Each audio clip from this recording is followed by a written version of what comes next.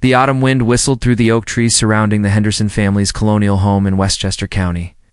New York golden leaves danced across the manicured lawn as I pulled my Honda Civic into the circular driveway, parking beside Mr. Henderson's gleaming Mercedes-Benz. The contrast wasn't lost on me, but I'd grown accustomed to it over the past 8 months of dating their daughter. Emmett at 27, I'd learned to navigate these family gatherings with careful precision. Emma had warned me that her father, Richard Henderson, was particularly sharp-tongued today. His accounting firm had just lost a major client, and he'd been taking his frustrations out on everyone around him. Remember, baby Emma had whispered to me earlier that morning, "Just smile and nod. Don't let him get under your skin." Mrs. Henderson greeted me at the door with her usual warm smile. "Marcus, so good to see you, dear." Richard's in the living room watching the game. The interior was exactly what you'd expect from a successful accountant. Leather furniture, Persian rugs and family photos in expensive frames. Emma appeared from the kitchen, radiant in a burgundy sweater that brought out her hazel eyes. "Dad, Marcus is here," she called out, slipping her hand into mine. Richard Henderson emerged from the living room, his reading glasses perched on his nose, a whiskey glass in his hand. At 54, he was imposing, tall, broad-shouldered, with graying hair kept perfectly styled, his eyes cold and calculating. Fixed on me with barely concealed disdain, the dining room table was set with the family's finest china. Emma's younger brother Tyler was already seated. Scrolling through his phone, Mrs. Henderson bustled about, making final adjustments to the meal. "So, Marcus," Richard began, as we settled into our seats, "Emma tells me you're still working on that ... project of yours." The way he said project made it sound like a child's science experiment. I felt Emma's hand squeeze mine under the table. "Yes, sir, my company is doing very well. We've expanded our team and secured some significant partnerships." Richard's laugh was sharp and humorless. "Company, that's generous. From what I understand, you're just another one of these tech kids playing around with computers in a basement somewhere?" "Richard," Mrs. Henderson said softly, her voice carrying a warning tone. "What? I'm just being realistic, Helen. Emma deserves someone with stability, with a real career. It's not some dreamer who thinks he's going to be the next Mark Zuckerberg." Tension in the room was palpable. Tyler looked up from his phone, sensing the shift. Emma's cheeks flushed red. "Dad, you don't understand what Marcus does." "I understand perfectly," Richard interrupted. "I've seen dozens of kids like him. They waste years chasing some fantasy, while real men build real careers. Meanwhile, Emma's supporting him, paying for dinners, covering his share because he's too proud to admit he's broke." The words hit me like a physical blow. Emma gasped, her eyes filling with tears. "Dad, that's not true, isn't it?" Richard's voice grew colder. "Marcus, when was the last time you paid for a nice dinner? When was the last time you took my daughter somewhere that didn't involve splitting the check?" I felt my jaw clench. It was true that Emma and I split expenses not because I couldn't afford them, but because she insisted on it. She was fiercely independent. But explaining that seemed impossible in the face of Richard's assumptions. "I pay my fair share, Mr. Henderson." "Your fair share of what? Coffee dates? And movie tickets? It's not a life, Marcus." "That's not what I want for my daughter." The room fell silent. Emma's tears were flowing freely now, and I could see the hurt in her eyes, not just from her father's words, but from the position she'd been put in. Richard leaned back in his chair, his expression triumphant. "Look, I'm not trying to be cruel. I'm trying to be practical. Emma could have any man she wants. Men with real jobs, real futures. Instead, she's wasting her time with a freeloader who can't even a freeloader." The words escaped before I could stop them. "That's what I said, freeloader. Someone who takes advantage of other people's generosity while contributing nothing meaningful in return." The accusation hung in the air like smoke. Emma was sobbing now, her hands covering her face. Tyler had stopped pretending to use his phone and was staring with wide eyes. Mrs. Henderson stood frozen in the doorway, serving dish trembling in her hands. I looked at Richard Henderson, this man who had built his identity around financial success, who measured worth in dollars and status symbols. This man who saw his daughter as an asset to be protected from bad investments like me? "Mr. Henderson," I said, my voice steady despite the fire burning in my chest, "have you ever heard of TechFlow Solutions?" His eyebrows furrowed. "No, why?" "Would I? What about Forbes? Do you read Forbes?" Of course I read Forbes. "What's your point?" I reached into my jacket pocket and pulled out my phone, my fingers moving quickly across the screen. "I'm curious about something. You're an accountant, right? You understand business? I've been in business longer than you've been alive, son. Then you'd understand the significance of a company being featured on Forbes' 30 Under 30 list. Wouldn't you?" Richard's expression shifted slightly, confusion replacing some of his arrogance. "Well, yes, that's quite an achievement. But what does that have to do with?" I turned my phone screen toward him, the Forbes article clearly visible. The headline read, "TechFlow Solutions. How 27-year-old Marcus Chen built a $50 million company from his Brooklyn apartment." The silence that followed was deafening. Richard's face went through a series of expressions: confusion, disbelief, and finally dawning realization. His eyes moved from the phone screen to my face and back again. That's you?" he whispered. "That's me," I confirmed. "TechFlow Solutions. We provide cloud infrastructure solutions for Fortune 500 companies. We have 150 employees across 4 offices. Last year, we generated $50 million in revenue." Emma's sobbing had stopped. She was staring at me with shock, pride, and something else. Tyler's mouth was literally hanging open. But Emma never said, ... Richard stammered. "Emma doesn't know," I said simply. "I asked her not to tell anyone. Wanted to be sure she was with me for the right reasons." Richard's whiskey glass slipped from his hand, shattering on the hardwood floor. Mrs. Henderson rushed forward with a towel, but her eyes never left my face. $50 million, Tyler breathed. Richard was still staring at the phone screen, his face pale. "But you drive a Honda. You live in Brooklyn. You split checks with my daughter." "I drive a Honda because I like it. It's reliable. I live in Brooklyn because I love the neighborhood. I split checks with Emma because she insists on it, and I respect her independence." The weight of what had just happened was settling over the room like a heavy blanket. Richard Henderson, the man who had just called me a freeloader, was slowly realizing that he had just insulted someone worth more than he'd ever dreamed of being. I don't understand," he said, his voice barely above a whisper. "What don't you understand, Mr. Henderson?"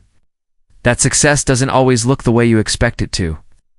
That your daughter might actually be an excellent judge of character. Or that you just called a multi-millionaire a freeloader at your own dinner table?" The room spun with tension and revelation. Emma was looking at me with a mixture of awe and confusion. But it was Richard's expression that held my attention. For the first time since I'd known him, he looked genuinely humbled. "Marcus," he began, his voice cracking, I owe you an apology." "You owe Emma an apology," I corrected. "And you owe yourself some serious reflection." As I walked toward the door, I could feel the weight of their stares. The evening had taken a turn none of us had expected, and I needed time to process what had just happened and what it meant for my relationship with Emma. The October air was crisp as I sat on the front steps of the Henderson house, my head in my hands. Through the tall windows, I could see the silhouettes of the family, still frozen in the dining room, trying to make sense of what had just happened. My phone buzzed with a text from Emma. "Please don't leave. We need to talk." The front door opened. Behind me and Emma sat down beside me, close enough that I could smell her vanilla perfume. $50 million, she said quietly. "Yeah, and you never told me." I turned to look at her. Her eyes were red from crying, but there was something else in her expression. Not anger, exactly, but bewildered hurt. "I wanted to tell you," I said. "God, Emma, there were so many times I almost did, but every time we talked about money, about the future, you were so proud of being independent, so determined to pay your own way. I was afraid that if you knew, everything would change." She was quiet for a long moment. "Everything has changed anyway." "I know. Do you? Do you really?" She turned to face me fully.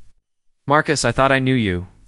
I thought we were building something together as equals. But you were keeping this huge secret from me. How am I supposed to trust you now? The question hit me harder than her father's insults had, because she was right. I'm trying to protect our relationship. I had potentially destroyed the very foundation it was built on. I never meant to lie to you, I said. I've been burned before. Okay, in college, I dated a girl who I thought loved me. When she found out about my family's money, my parents own a successful import business, everything changed. Suddenly, I wasn't Marcus anymore. I was a wallet with legs. Emma's expression softened slightly. I'm not her, Marcus. I know that. I do. But the fear, it never really goes away. When I met you, you were so different.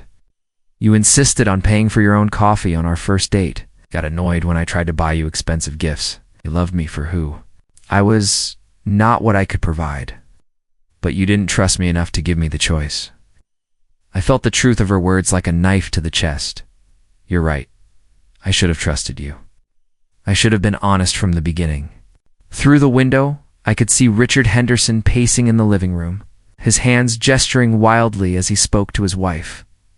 Tell me about it, Emma said suddenly. Me. Tell me about TechFlow Solutions. Tell me about the real Marcus Chen. I looked at her, seeing the genuine curiosity in her eyes despite the hurt. This was the Emma I had fallen in love with, the one who wanted to understand. I started the company 3 years ago, I began. I was working as a software engineer at a big tech firm in Manhattan, making decent money, but feeling completely unfulfilled. I kept seeing inefficiencies in how companies managed their cloud infrastructure, and I had ideas about how to fix them. So you quit your job? Not immediately. I worked on TechFlow at night and on weekends for about 6 months. I lived on ramen noodles and coffee, barely slept. My parents thought I was crazy. They wanted me to keep the stable job. Emma smiled slightly. That sounds like you. You never do anything halfway. The breakthrough came when I developed a new algorithm for optimizing server loads. It was more efficient than anything on the market, and I knew I had something special. I quit my job, maxed out my credit cards, and threw everything into the company. And it worked. Not right away. The first year was brutal. I was working 18-hour days, living on about 4 hours of sleep. I nearly went bankrupt twice. But slowly we started getting clients. Small companies at first, then bigger ones. The Forbes article came out 6 months ago, right around the time we hit our first $50 million year. Emma was quiet, absorbing the information. And through all of this, you never thought to tell me? I thought about it every day. But the timing never seemed right. And then the longer I waited, the harder it became. She laughed, a sound that was half amusement, half frustration. I don't know, Marcus. Maybe something like, hey, Emma, I should probably mention that I'm not actually struggling. Financially? When you put it like that, it sounds so simple. It is simple, or it should be. Relationships are supposed to be built on honesty. The front door opened again, and Mrs. Henderson appeared, looking uncertain. I'm sorry to interrupt, but you like to come back inside? I think we all need to talk. We walked back into the house together. The dining room had been cleared, and the family was now gathered in the living room. Richard was sitting in his favorite armchair, his head in his hands. Marcus, Mrs. Henderson said gently, please, sit down. I think we all owe you an apology. You don't owe me anything, Mrs. Henderson. This is between your husband and me. Richard looked up, his face haggard. You're right. This is on me. He stood up, and I could see that his hands were shaking slightly. Marcus, I don't know how to begin to apologize for what I said tonight. Start with why you said it. I suggested. Richard winced, because I was scared, not of you specifically, but of losing control. Emma is my daughter, my little girl, and I wanted to protect her from making the same mistakes I made when I was young. What mistakes? I married Helen when we were both 22. I was working as a junior accountant, making barely enough to pay rent. We struggled for years, and I watched her sacrifice her dreams so I could build my career. I swore that Emma would never have to go through that. Mrs. Henderson reached over and took her husband's hand. Richard, we've been over this. To support your career, I don't regret it. But I do, Richard said, his voice breaking. I regret that you never got to pursue your art, that you never got to travel the way you wanted to. And when I finally started making real money, I became obsessed with financial security. I couldn't bear the thought of Emma ending up like we did. So you assumed I was poor? I said. I assumed you were like I was at your age. Young, ambitious, but broke. And I couldn't stand the idea of Emma having to support you the way Helen supported me. The room fell silent. I could see the pain in Richard's eyes, the weight of decades of regret and fear. Mr. Henderson, I said quietly, I understand why you were concerned. But you never asked me about my situation. You just assumed. No, and I was wrong. Completely, inexcusably wrong. Yes, you were. But not just about my financial situation. You were wrong about Emma? Richard's eyebrows furrowed. What do you mean? You said she was supporting me, paying for things because I was too proud to admit I was broke. But that's not what happened. Emma insisted on paying her own way. She wanted to split everything equally because she values her independence. Emma squeezed my hand. That's exactly right. And you know what? That's one of the things I love most about her. She's not looking for someone to rescue her or provide for her. She's looking for someone to build a life with as an equal. Richard looked at his daughter with new eyes. Emma, is that true? Of course it's true, Dad. I've been trying to tell you for years that I don't want to be your little princess anymore. I want to be my own person, with my own career and my own choices. But what about security? What about stability? I make my own security, Dad. I have a good job. I pay my own bills. I make my own decisions. And yes, I split expenses with Marcus because I wanted to, not because I had to. Mrs. Henderson smiled through her tears. She's grown up, Richard. She's not our little girl anymore. The weight of the evening's revelations was settling over all of us. Richard Henderson had been forced to confront not just his assumptions about me, but his assumptions about his daughter. So what happens now? Tyler asked. I said, we figure out how to move forward. All of us. The next morning brought an unexpected phone call. I was in my Brooklyn apartment, nursing coffee and trying to process the previous evening's events when my phone rang. Richard Henderson's name appeared on the caller ID. Marcus, it's Richard. I know it's early, but I was hoping we could talk. In person? It's an hour later. I found myself in the lobby of Henderson and Associates, a sleek accounting firm in a Manhattan high-rise. Richard's corner office was exactly what I'd expected: mahogany furniture, law books, and photographs of Richard. With various business leaders, Richard was standing at his window, looking out at the city below. He turned when I entered, and I was struck by how much older he looked than he had the night before. Marcus, thank you for coming. Please, sit down. I settled into one of the leather chairs across from his desk. What did you want to talk about? Richard moved to his desk but didn't sit. Instead, he pulled out a folder and placed it between us. I did some research last night about you, about your company, and I owe you a much bigger apology than I gave you yesterday. He opened the folder, revealing printed articles from Forbes, TechCrunch, and the Wall Street Journal. Backflow Solutions isn't just successful, it's revolutionary. You've disrupted an entire industry. I looked at the articles, many of which I'd never seen before. You didn't have to do this. Yes, I did. Because I need you to understand that this isn't just about me being wrong about your financial situation. This is about me being wrong about who you are as a person. He sat down heavily in his chair. Marcus, I spent 30 years building my firm. I'm proud of what I've accomplished, but I know my limitations. I'm good at managing money, at helping businesses with their finances, but what you've done, you've created something from nothing. Mr. Henderson, please, let me finish. I read about your employees' testimonials. They describe you as a leader who cares about their well-being, who shares profits with his team, who built a company culture based on respect and innovation. I read about your charitable foundation, how you're funding coding programs for underprivileged kids in Brooklyn. I shifted uncomfortably in my chair. This wasn't where I'd expected the conversation to go. I also read about your parents' business, Richard continued. How you could have taken over a successful import company, but chose to build something of your own instead. Do you know how rare that is? I couldn't take the easy path. It wouldn't have been authentic. Exactly. And that's what I failed to see. I was so focused on what I thought you lacked that I never bothered to see what you actually are. Richard leaned forward, his eyes intense. Marcus, I've met a lot of successful people in my career. Politicians, CEOs, entrepreneurs. Most of them are impressive in their own way, but very few of them are good people. You're both. The compliment caught me off guard. Thank you, but I'm not done. Because as much as I need to apologize to you, I need to apologize to myself and to my family. He stood up and walked to a family photo on his desk. I built my identity around being the provider, the protector. I measured my worth by my ability to shield my family from financial hardship. But somewhere along the way, I lost sight of what really matters, which is trust, respect, allowing the people you love to make their own choices, even when those choices scare you. He turned back to me. Emma is 25 years old. She has a master's degree, a good job, her own apartment.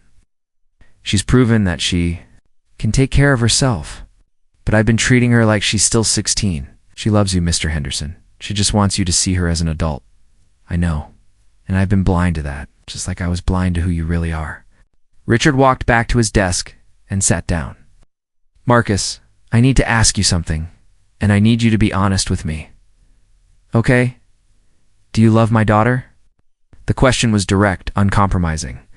I looked at Richard Henderson, this man who had humiliated me the night before, who was now sitting across from me with vulnerability in his eyes. Yes, I said simply. Right. I love her very much. And do you want to marry her? The question hung in the air. It was something I'd been thinking about for months, but hearing it voiced aloud made it real. I do not right now. We have things to work through first. But yes, eventually, I want to marry Emma. Richard nodded slowly. And you understand that she's not looking for someone to take care of her financially. Understand that she's looking for a partner, not a provider. Someone who respects her independence and supports her dreams. Can you do that? Can you be in a relationship with someone who insists on paying her own way? I thought about the question seriously, Mr. Henderson. I fell in love with Emma's independence. I fell in love with her strength, her determination, her refusal to let anyone, including me, define her worth. If she wanted someone to take care of her, she wouldn't be Emma anymore. For the first time since I'd known him, Richard Henderson smiled at me, a real smile. Good answer, he said. Yes, that's exactly what I needed to hear. Does this mean you approve of me dating your daughter? Richard laughed. Marcus, my approval stopped being relevant the moment Emma became an adult. But for what it's worth, yes. I think you're exactly the kind of man she needs. Thank you. That means a lot. Now, I have a favor to ask. I need you to help me figure out how to fix this with Emma. I've spent so long trying to control her choices that I've forgotten how to just be her father. I leaned back in my chair, considering the request. Mr. Henderson, I think the first step is admitting to Emma what you just admitted to me, that you've been treating her like a child instead of the capable adult she is. And then you listen to her.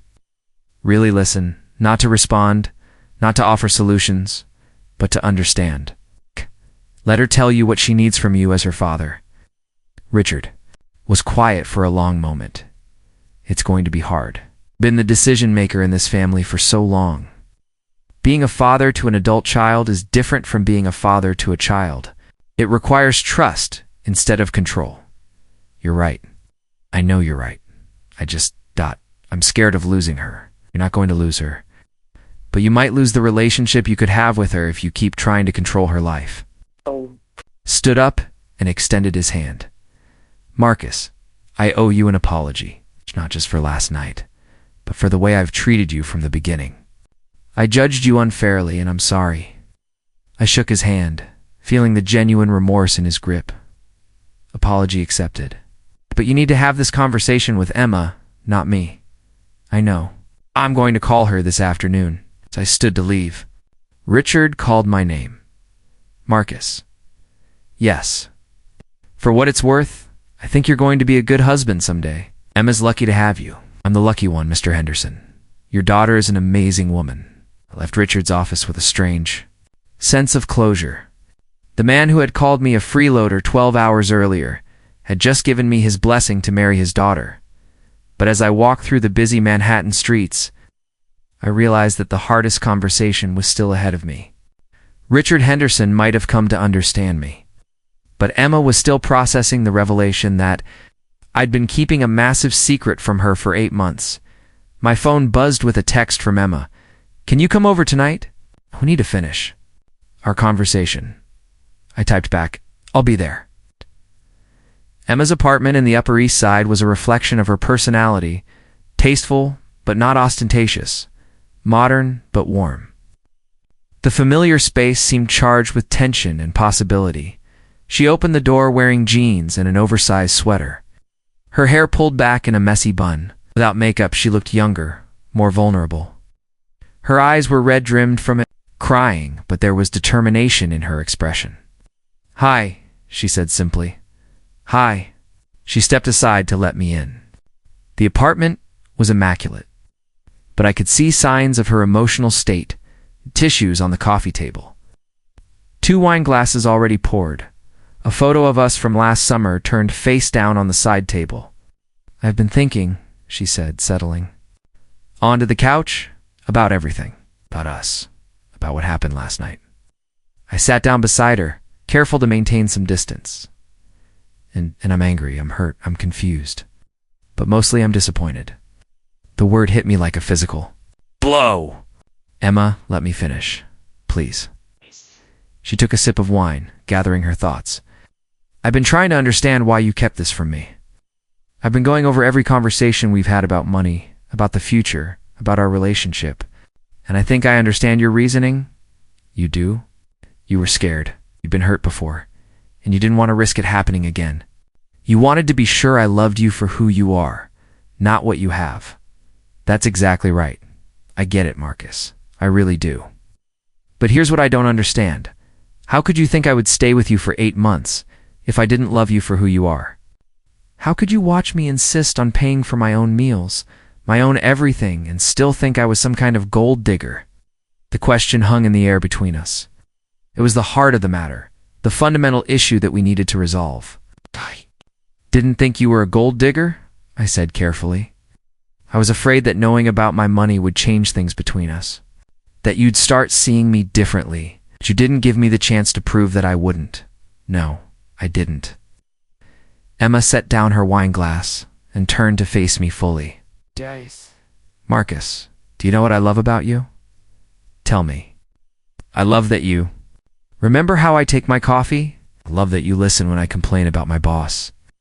I love that you get excited when you talk about your work. I love that you're kind to waiters and taxi drivers.